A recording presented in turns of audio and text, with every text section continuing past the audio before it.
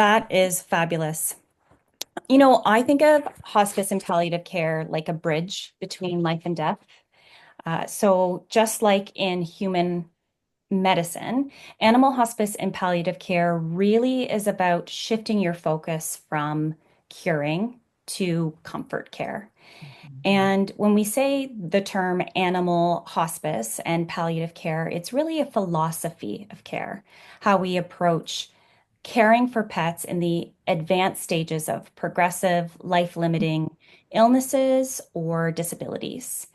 But what I think makes it unique, and honestly, what I love most about it is that the unit of care is not just the pet, it is also the person. And sorry, I'm just going to say, Marshall, I'm still seeing the big association. There we go. Perfect. Thank you. A little more conversational. Um, this means that we're not only managing the pet's physical, emotional, and social well-being, but we're also supporting the pet parent or pet caregiver, however you see your role in your pet's life, through their psychological, emotional, social, and also spiritual well-being while caring for their pets. Um, I see it as a way to really help prepare pet parents for the next steps in the phase of their pet's life. To do this well, it really takes a team. And so at the core, that's usually a vet tech, and a mental health professional. And often the terms hospice and palliative care are used interchangeably, but there is a little distinction. So palliative care really is about promoting comfort and alleviating any pain and suffering. And hospice is more like the framework through which we deliver palliative care, comfort care to pets. I took my training through the International Association for Animal Hospice and Palliative Care, and that's how I became certified as in hospice and palliative care. And doing so has given me the tools to really help support families navigate this really tender stage in their pet's life. Dr. Erica, thank you for that explanation and so appreciate that. So I have to ask you, you have said that euthanasia is really, it's not just a procedure, but it's an experience that families, they're going to always remember that. Can you share what steps you take to ensure that this experience is really as compassionate and peaceful as possible for both the pet, the parent, and all family members? Yes, absolutely. Euthanasia is not just a procedure, it really is an experience. And I know for me, I Hmm. remember my experiences with my pets. And I can imagine many of you do as well. And if this resonates for you, feel free to share yes, or anything that you'd like to share in the chat. Um, so, to answer that question, I think one of the most important things that I do as a veterinarian is to have open and compassionate conversations with my clients ahead of time. And for any pet parent that's here, I really do encourage you to speak with your veterinarian um, about this. And I know that sometimes it can feel really overwhelming and emotionally challenging to have these conversations. And so, if actually talking them out is just not possible for you, options could be, writing an email, writing a note, and passing it on prior to an appointment, or even texting if your vet offers that option. The key is really about like creating this dialogue where your wishes are shared and known, and so that we can then honor that as best as possible. So when I talk to families, I talk about four main areas. The first is past experiences. It really is important to know what end of life experiences you may have had. And I share this very gently by having an open question like, Can you share with me what past experiences you may have had with end of life for your pets? And that opens the door to pet parents sharing maybe some past traumas or negative experiences, as well as some positive experiences. And then we can use those to shape what they're looking for in this experience. So if there was something positive, I can try and emulate that. If there was something negative, then I know something that we can avoid as best as possible. And the reason why past experience is an important part of this process is that every past experience that we have as pet parents, it really shapes how we feel and what we feel is right moving forward with our future pets. So that's one area. Another area is asking them what is important to you in saying goodbye. When I ask this question, a lot of pet parents are not really sure what I'm asking, or how to answer this. So I typically give them some examples like, do you want to be present the entire time? For example, in clinic, I know there's often times where there's separation, and many pet parents don't want that separation during this really critical time.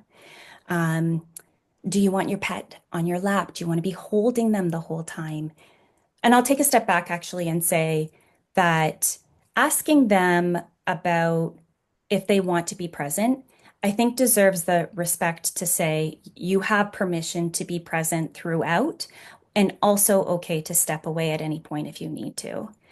Um, so other things to consider and what's important to them would be like private time or rituals, adding in those extra special touches, thinking about the location as well.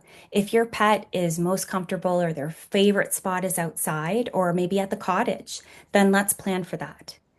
The third thing, and honestly, this is really a huge part, is the pet's temperament. So, a pet's personality, if they are anxious, fearful, stressed, relaxed, this is going to guide how I approach the process because I want them, if a pet is sensitive to handling or injections, then we can plan ahead with some pre-visit by mouth medications that can help them feel relaxed and calm before I even get to their home and have that appointment. So this can really mean the difference between a peaceful transition where between a peaceful transition of one feeling really stressed and not having to use a muzzle or any kind of restraint, because that's really not what you want to remember in those moments. And then another, or the fourth aspect is preparing families for what to expect. This is especially important for people who've never experienced a euthanasia and what that looks like. But even those who have, I still go through the steps because it could be different than what they've experienced in the past with each veterinarian who may approach it a little bit differently. And I think that fear of often comes from the unknown. So preparing them with each step through the process can really help ease the anxiety and create that sense of peace before the appointment begins. Um, Almost done this talk. I'm really passionate about ways to create this beautiful experience. And I think that beyond these conversations, thinking about the little details are really important. Thinking about your pet's five senses, what is important to them, what's their favorite smells, touches, things to eat, right? Thinking about all those things that you can bring into this experience. All these things can really make all the difference in creating that peaceful, loving goodbye. Oh, Dr. Erica, having experienced this, I thank you for that. I thank you. Um, Colleen, I'd like to talk to you for a minute. And so you are the one who really introduced us, and that I obviously found out about Dr. Erica through you. How did you come to know about hospice care and Dr. Erica? Can I ask about that? I'm going to warn everybody right now that I may get a little bit wobbly talking about this. Just hearing Dr. Erica's voice again brought everything back. One of the best things about meeting Dr. Erica was her voice for me. It really affected me. So here's my story. We met by chance, and you in the audience can determine if it was really by design or not. It was August 18th, 2020, and COVID protocols for veterinarians were in place, and it was a really, really difficult time. Right. I had just received the results of a biopsy from a tumor that was taken from my fabulous golden retriever, who was named Lily Clementine. That tumor previously had been benign, and I had talked to my vet about it numerous times about whether it should be taken off or what, and she said, no, everything's fine, let's just leave it. This was several months later. It turned black, and I brought her in, and she said, listen, we have to take a closer look at this. We need to do a biopsy and extract it. My precious heart dog, Lily, had something called hemangiosarcoma, which is a very, very brutal and aggressive cancer. She was given 6 months to live, and it was a death sentence for her, and my world fell apart. Everybody who is in this webinar, I know, has experienced the pain of loss. And so you know what I'm talking about.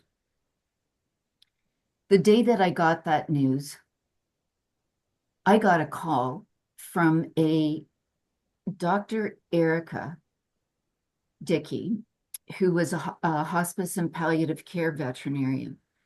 And she had called me to ask about how I, as a pet loss grief specialist, talk to my clients about anticipatory grief. Like, what are the chances? And to be honest, it was 2020. I had been with APLB for a handful of years. I had been, working as a pet loss grief specialist, but I had never come into really close contact with a hospice or a palliative care veterinarian. So while I knew about it through APLB, I didn't know the depth of the work that these people could do or the level of care that they could give over and above a primary veterinarian. Towards the end of I think the conversation went on for an hour and a half. We really had a nice conversation. Towards the end of the conversation, I shared with her that my golden retriever had hemangiosarcoma. And when I look upon that now, I was in a state of shock. It was so fresh.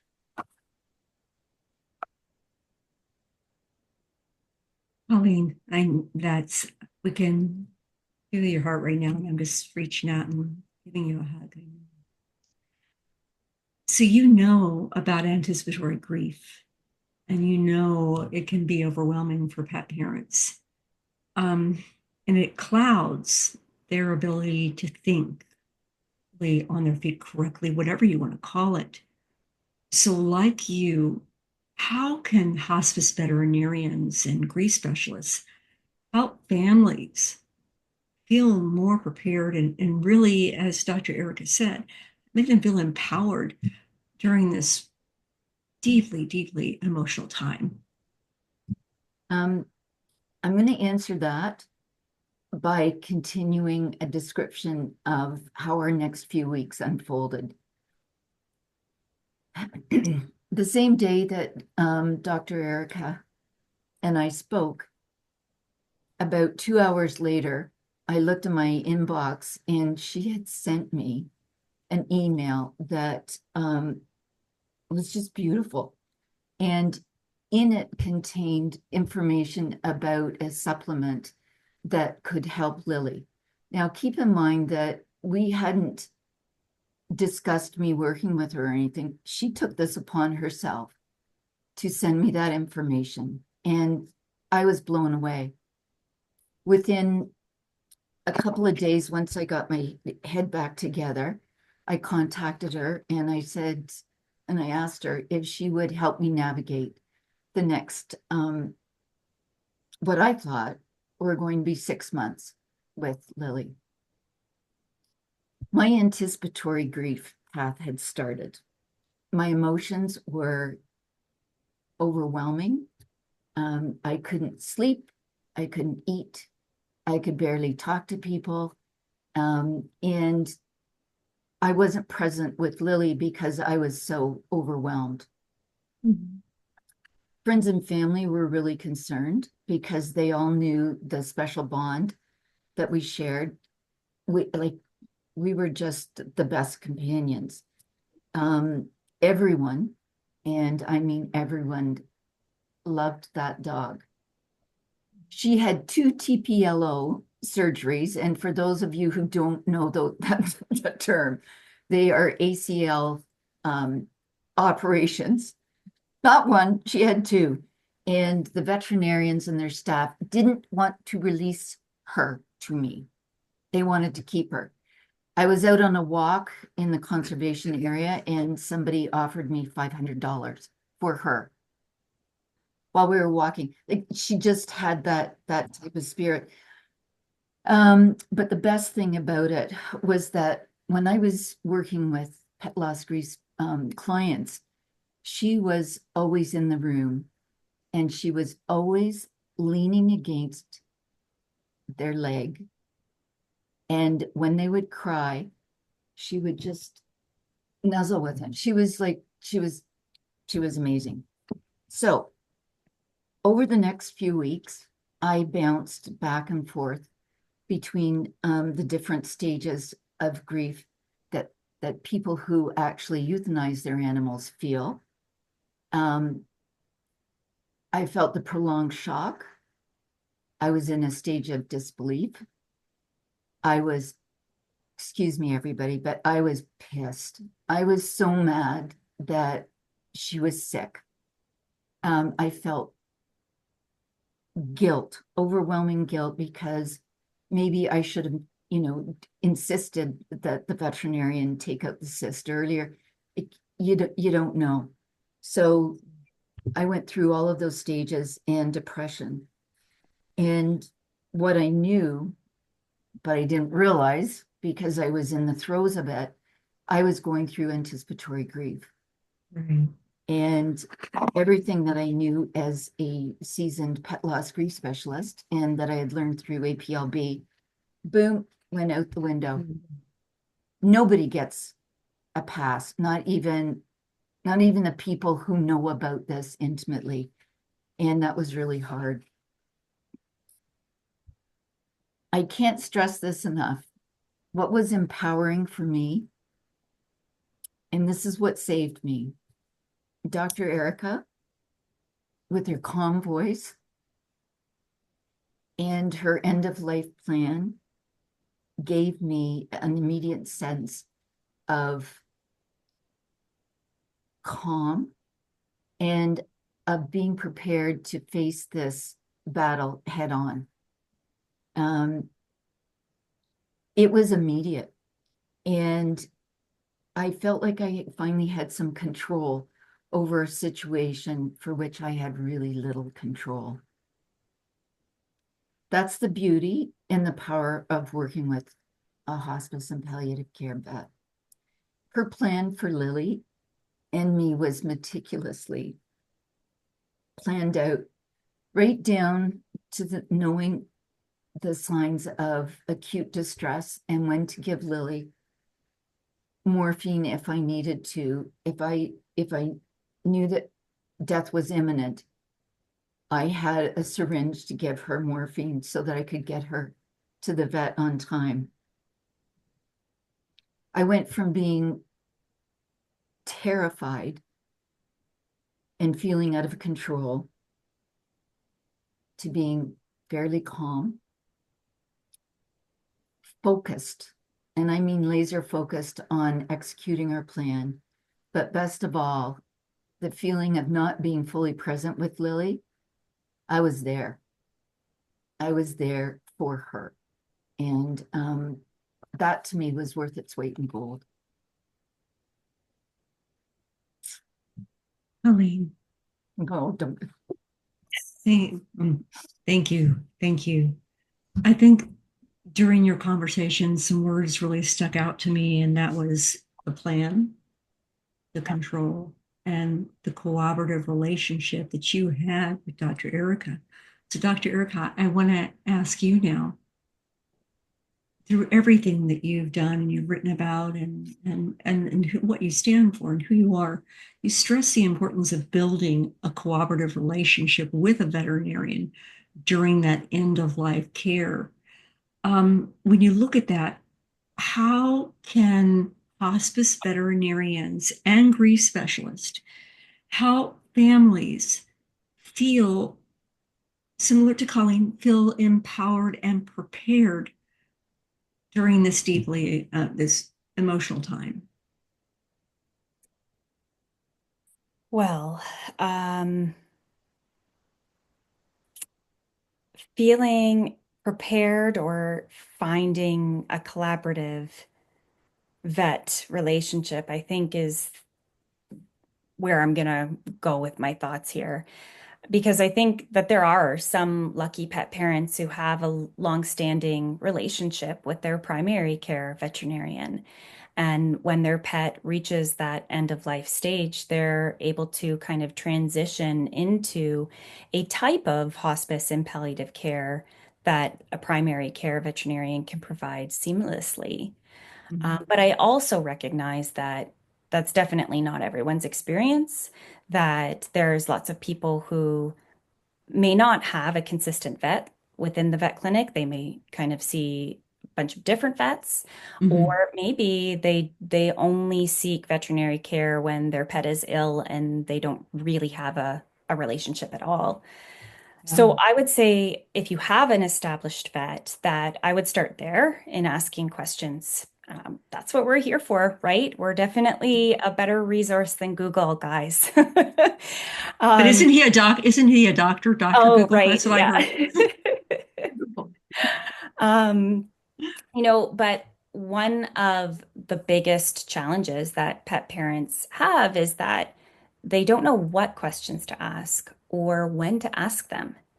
And that's where the difference between a veterinarian who has more specialized training in end of life care can really make all the difference.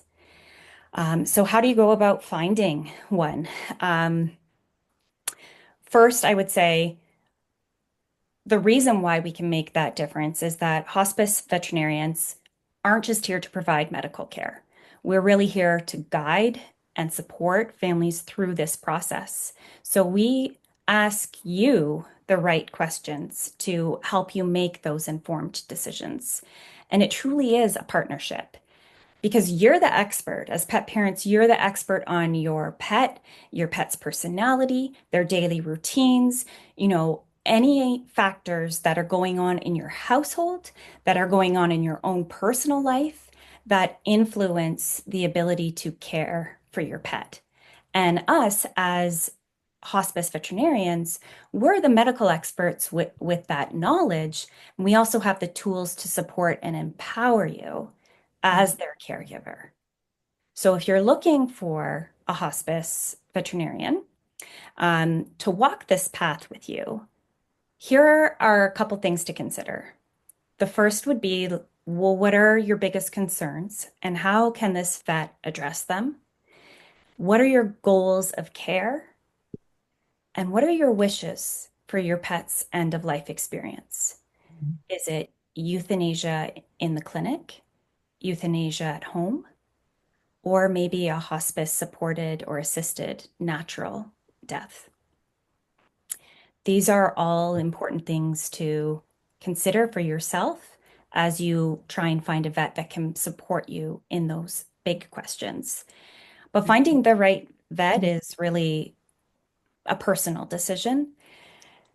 How can you find them? I think word of mouth makes a big difference. And if you have anybody in your life that has experienced this and has had a positive experience, hearing about that is very important. You can also ask your current vet if they know of any vets that either are trained or certified or who focus more on palliative care or end of life care. And there are directories that are available. Um, I think Marshall is going to put them in the chat for us. But sometimes even a simple online search, hospice or in palliative care vet near me or mobile euthanasia vet near me. But before you make the decision to to partner with this veterinarian, you want to definitely take a look at their website, um, read any reviews, call their office, talk Yep. to their support team, their client care coordinator, whoever it is that answers the phone, but not just about their services. Try and understand their approach and how they answer the questions that you might have on the phone to see if it resonates with you and if it's going to be a good fit. But remember, if you start working with a vet and you feel like it's not jiving, it's not working well for you, you don't feel fully supported, you're not stuck with them. So, I think that is important to know, Doctor. I Thank do. you for mentioning that. yeah, this time is like with your pet is so precious. You don't know. It could be days and you don't want to waste that time. Right. So, you deserve to be heard, to Mhm. feel supported every step of the way. And that's where, finding the one that's going to be the right fit is just so important. So you're really talking about being supported and really being understood during this journey and the importance of that and how important that is. Colleen, going back to you, your story of Lily Clementine was so moving, and but it also, for me, and I don't know for the rest of our attendees tonight, it really highlighted for me the power of a well planned at home euthanasia. Um, what do you feel the key factors families should consider when planning this at home goodbye? And how can this settle their feelings and that the setting that they're in promote healing, comfort, and peace? Mhm. A great question. Um, how I'm going to answer that is to go back to my experience, because when I'm dealing with clients who are in anticipatory grief, I often take the opportunity to talk to them about hospice and palliative care. And the way that I can do that is to incorporate what happened with me, Yeah. not to make it all about me, but to just give them an idea of how it was to feel what I experienced. So when Dr. Eric and I started to work together at the end of August, she had my end of life plan for Lily in my hands by the 2nd of September. My regular vet, another Dr. Erica, sent all of Lily's records to Dr. Erica.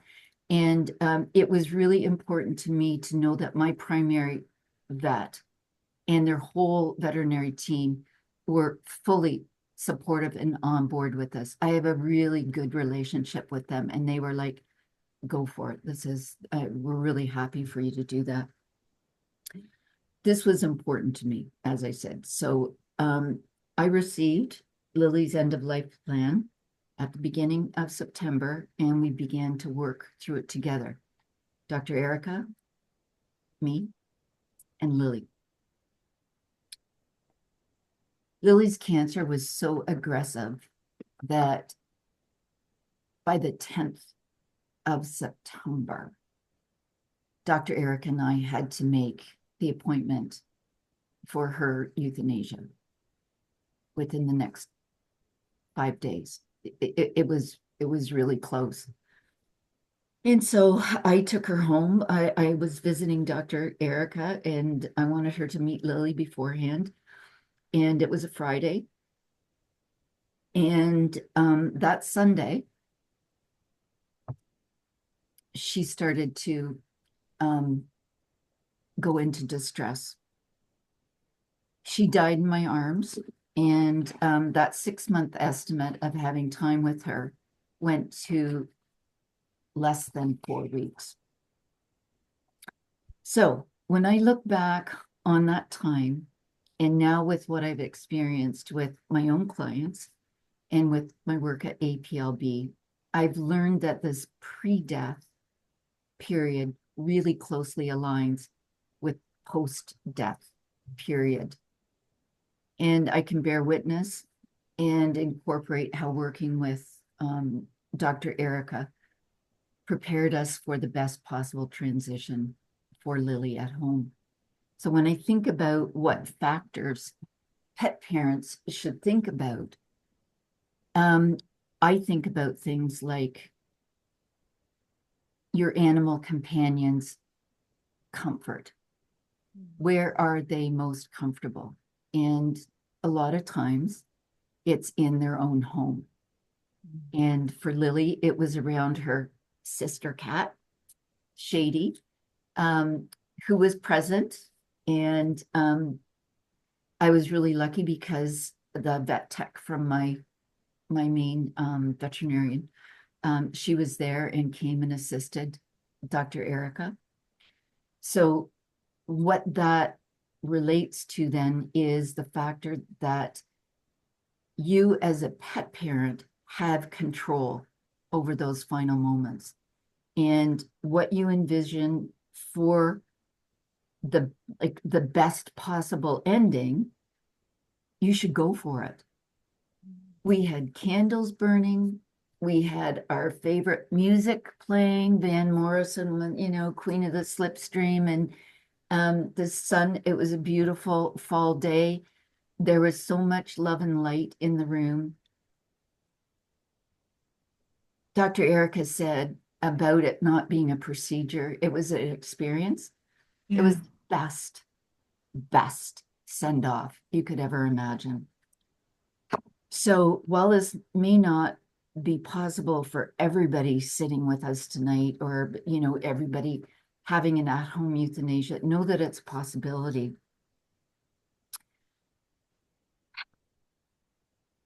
Lily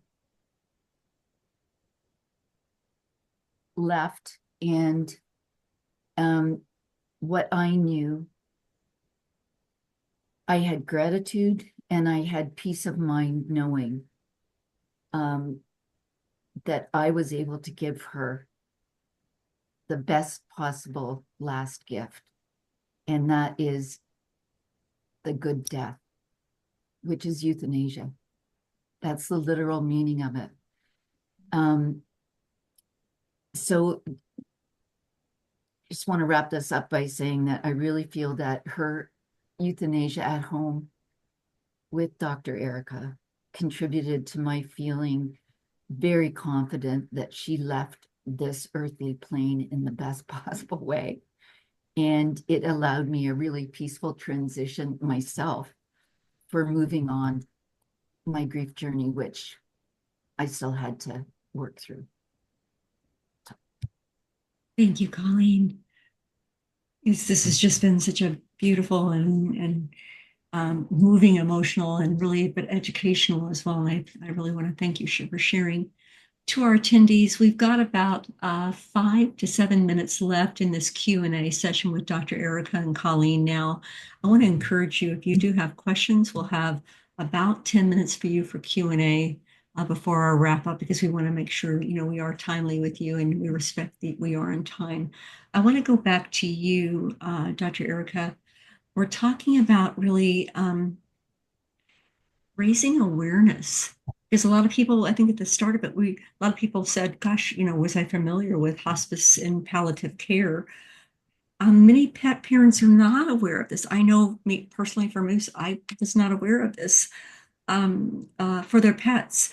What do you think veterinarians and organizations can really do to raise awareness and educate families and about these options because they're so valuable?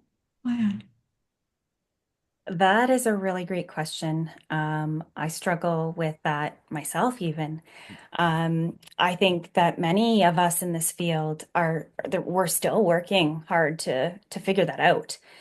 Um, but awareness of this veterinary hospice and palliative care has come a long way. There were many people in this chat that did say that they were aware of it.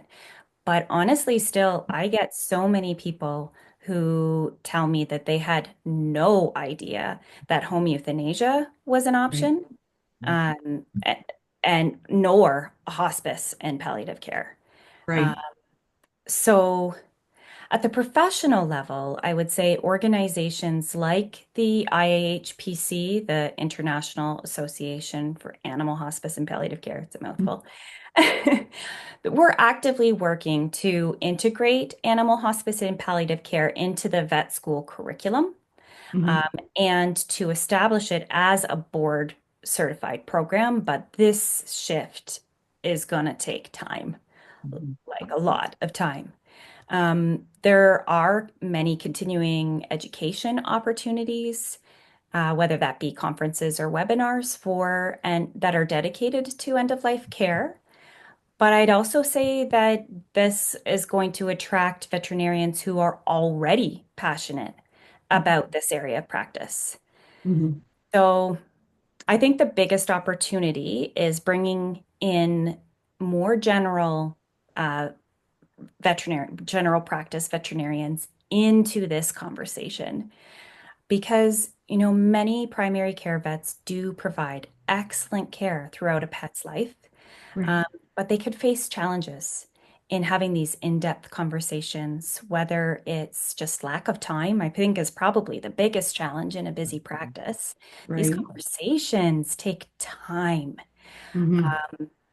Just lack of the specialized training that a hospice program, provides, or just even difficulty having these emotional conversations repeatedly, with clients.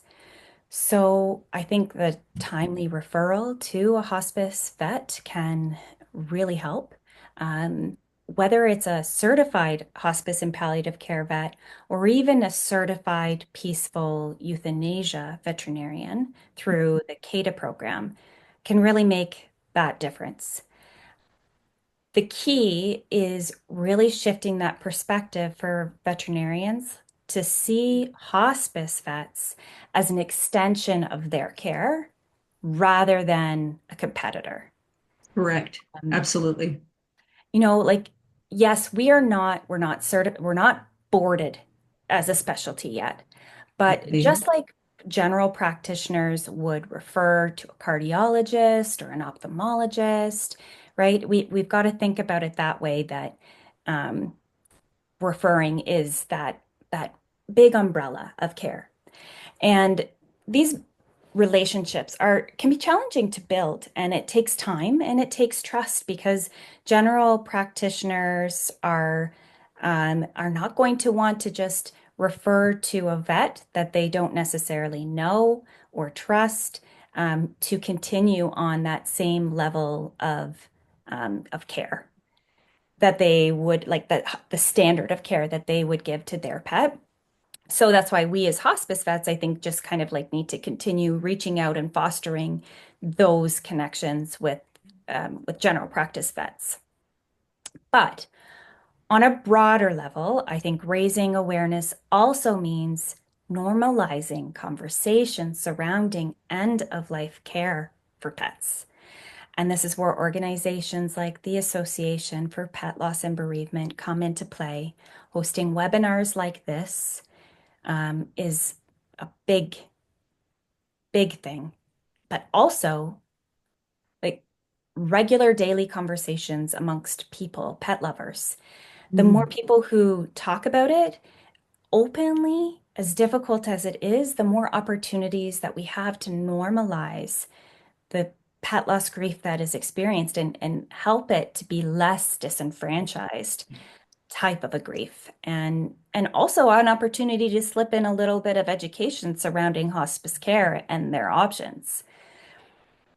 But like personally, on a business level, I've tried to spread awareness through things like social media, in-person vet clinic visits, newspaper articles, emails to the vets, different sponsorships for community programs, local talks. I've even dropped in at pet stores. Um, and I have a couple hospice vet friends who've set up booths at pet expos, but their story that they shared with me is that, the people who go to the pet expos, they're looking for fun, and joy, things like toys and treats. Yeah. And so they don't want those reminders of loss. And so they're like, they see your booth and they take a beeline yeah, the other way. It's a difficult topic and it can be triggering. right. So that's what makes outreach tricky. Yeah. So I am going to turn it around to you guys. And I'd love to hear from you all if you have what ideas you have for raising awareness. And if I can leave you with one small call to action tonight, help spread the word. Share something that you learned in this webinar on social media. Mention hospice care to a friend because you never know where that information could go down that line and it could make all the difference for a pet family in need.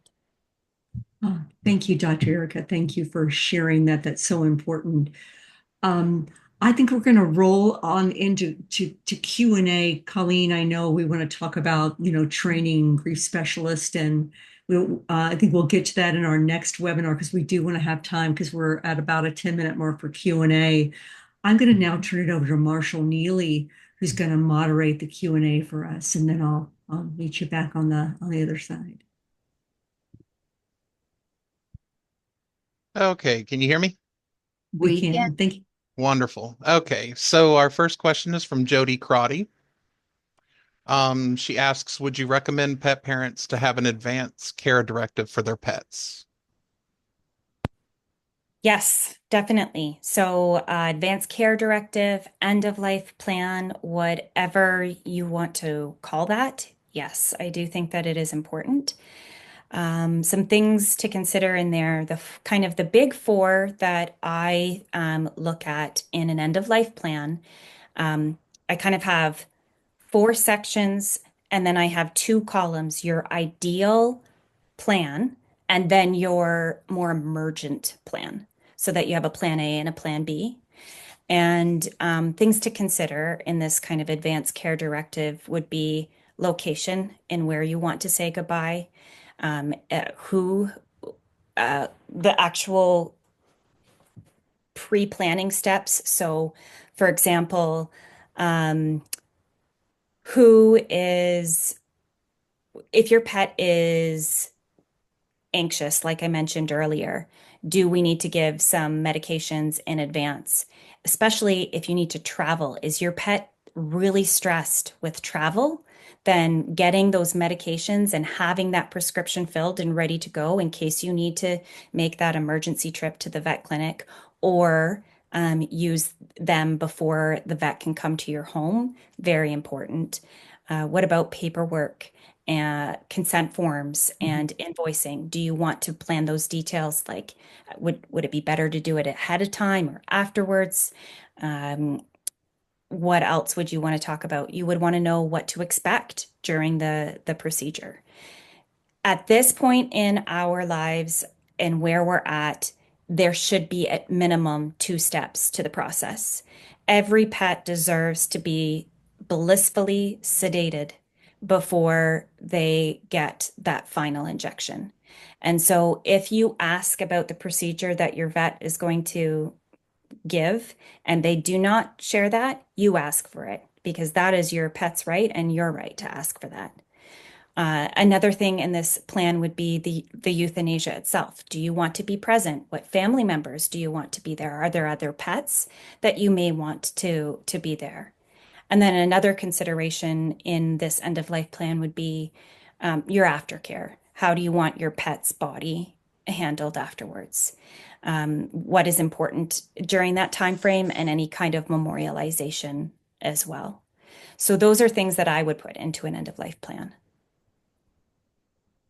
Marshall, next question. Next question is from Karen Kohler. She says, as an animal doula and animal chaplain, I have encouraged clients to prepare a comfort go-to bag in case an emergency arises before an in-home euthanasia can take place. Any other suggestions?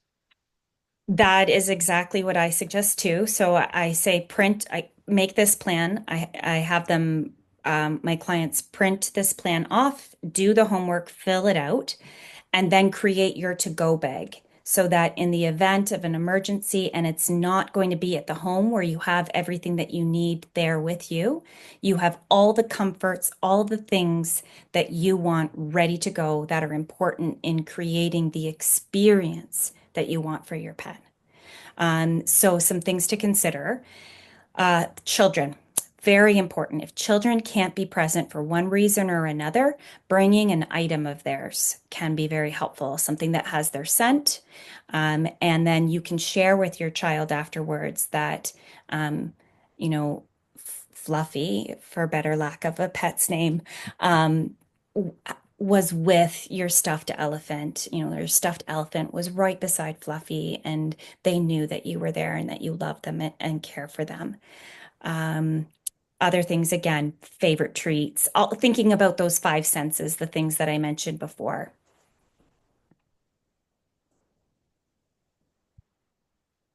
Our next question comes from Nancy Corrado. How do Yes. you help pet parents release the wish for hospice care to being them more time versus accepting the time they have? Okay, can you repeat that question? How do you help pet parents release the wish for hospice care to be To bring more time. to bring, Sorry. sorry. Okay, yeah, there you go. To bring more time. Versus accepting the time they have. Okay. This is a tough one, and it's a conversation piece, that is for sure. So education on pain, I think, is the biggest thing that we can do, because our biggest wish as pet parents is we don't want to see our pets in pain. So creating more awareness of what physical signs and behavior changes that you can see at home that indicate your pet is in pain and what level of pain. So when I go through even just a quality of life consultation with families, I'm educating them on this, and we are together um, going through the pain scale that I use is the BEAP pain scale, or BEAP, and we're finding out where they're at right now. And then if we're going to add on any medications to improve their comfort, then we're still trending back to that date and looking, are we making improvements? Are we getting worse in the pain level?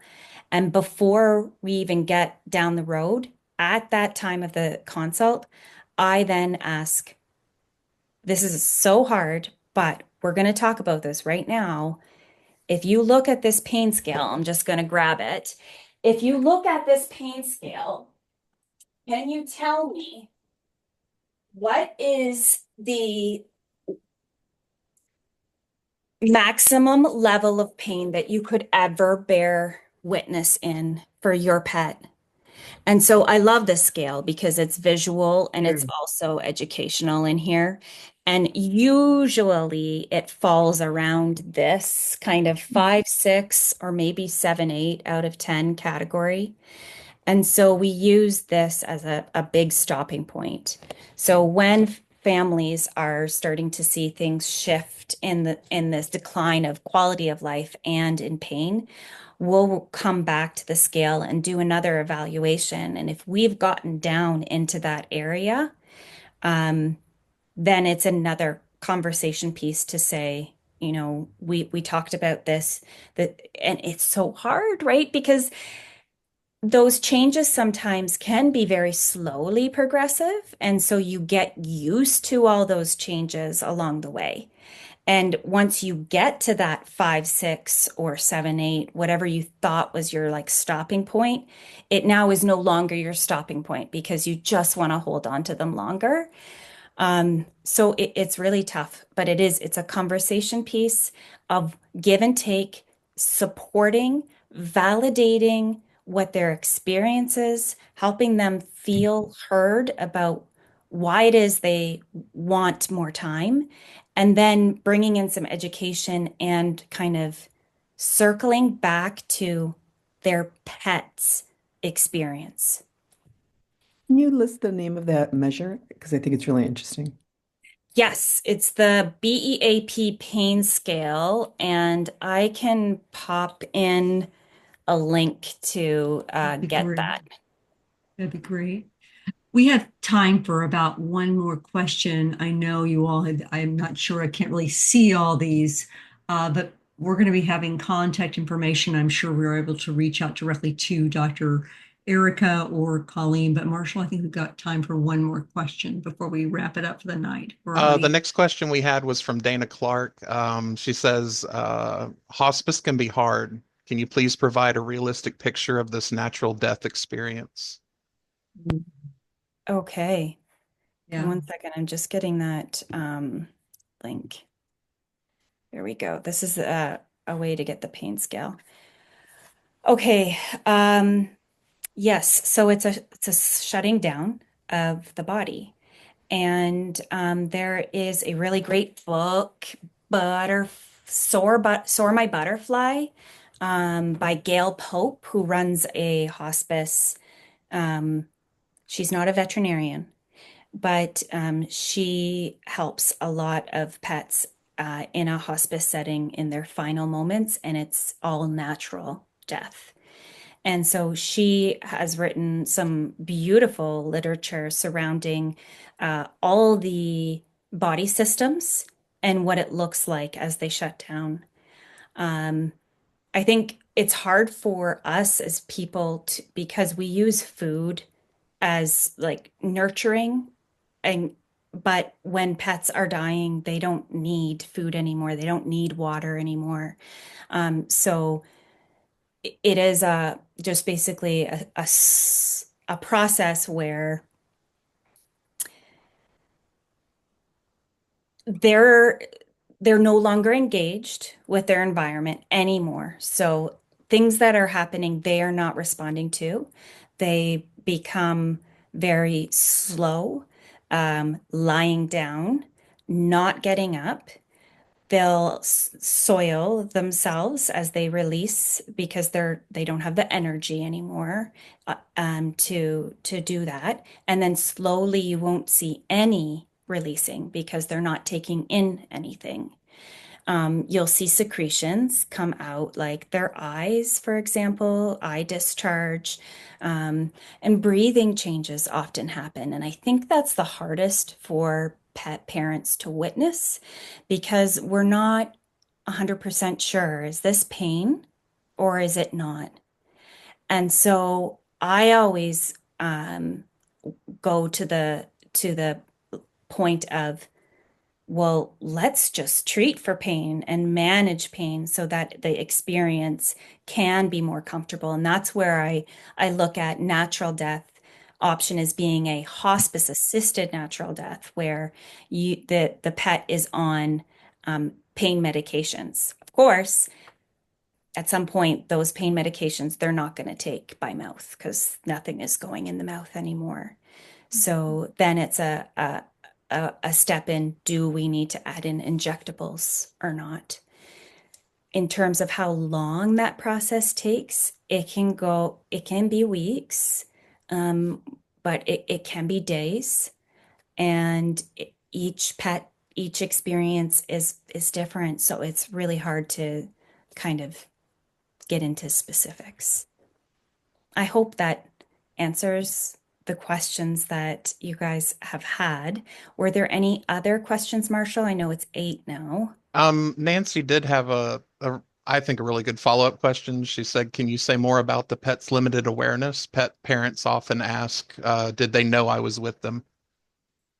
At the end, yes, hearing is the last sense that goes. So even when I euthanize pets, I provide anesthesia, not sedation. I go very deep, so the pet is very, very comfortable. And I will only move forward with that last injection when they are blissfully comfortable. They are not moving or pulling their arm away as I work with their body.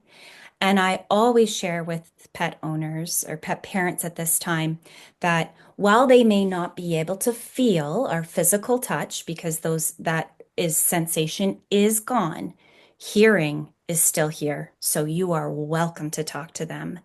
And then of course there's various beliefs, right? And those I my personal belief, and this is not I guess scientific, but is that they feel your presence. So that's Are you my speaking a spiritual feeling? yeah. Thanks. Thank you to everyone. This has just been such a beautiful and so moving. And I want to thank you all for participating tonight. I want to thank you all for holding the space for us and for this beautiful topic, and as emotional as it was, and how very important and valuable that it was. Dr. Erica, no words right now. I'm being very reserved in my emotions, as Colleen knows, and most people know. Colleen, thank you for sharing the story of Lily Clementine. To each and every one of you, thank you.